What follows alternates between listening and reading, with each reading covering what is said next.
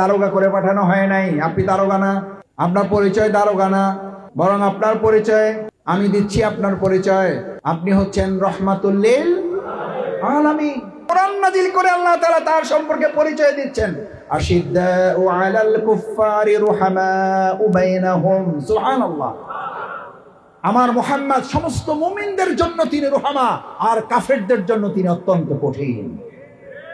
আপনি সেই রাসূল সাল্লাল্লাহু আলাইহি ওয়াসাল্লামের সুপারিশের জন্য কাল কিয়ামতে হাজির হবেন, তার সুপারিশ ছাড়া আপনি জান্নাতে যেতে পারবেন না।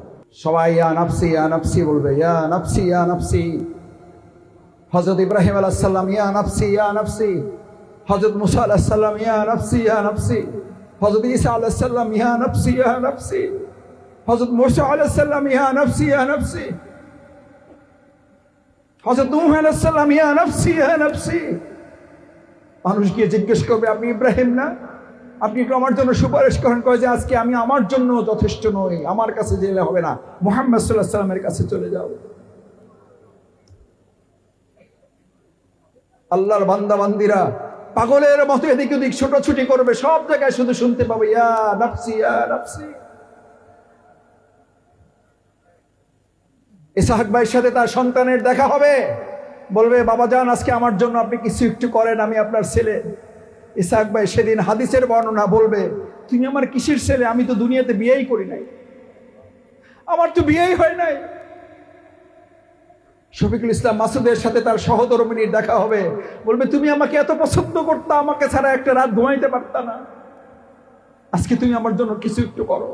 বলছে বলো কি, আমার তো মাথা ঠিক নাই, আমি তো কোনোদিন কাউরে বিয়ে করি নাই, আমার কোনো বউ ছিল না।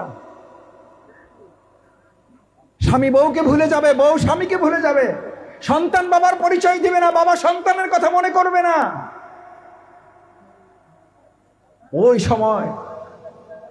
ওই সময় ময়দানের এক কোণা থেকে একটা আওয়াজ, একটা শব্দ বিপদগ্রস্ত এই বান্দা বান্দির কানে চলে আসবে, ইয়া উম্মতি ইয়া নাফসি ইয়া উম্মতি। আল্লাহ আমার উম্মতকে বাঁচা। লোকেরা দলে দলে সেখানে চলে যাবে, কে বলতেছে ইয়া উম্মতি? উম্মার কথা কে চিন্তা করতেছে? একজন, কে সে? সবাই দৌড়ে যাবে, গিয়ে দেখবে সে হচ্ছে আমাদের প্রিয় নবী মুহাম্মদ আহমদ হযরত মুস্তাফা মুহাম্মদুর রাসূলুল্লাহ সাল্লাল্লাহু আলাইহি ওয়াসাল্লাম।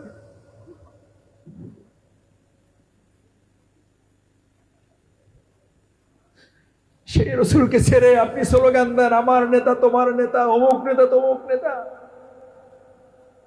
সেই নেতা, সেই মুহাম্মদুর রাসূলুল্লাহ সাল্লাল্লাহু আলাইহি ওয়াসাল্লামকে বাদ দিয়ে আপনি স্লোগান দেন অমুক নেতা স্মরণে, ভয় করি না মরণে। আজকে থেকে স্লোগান হবে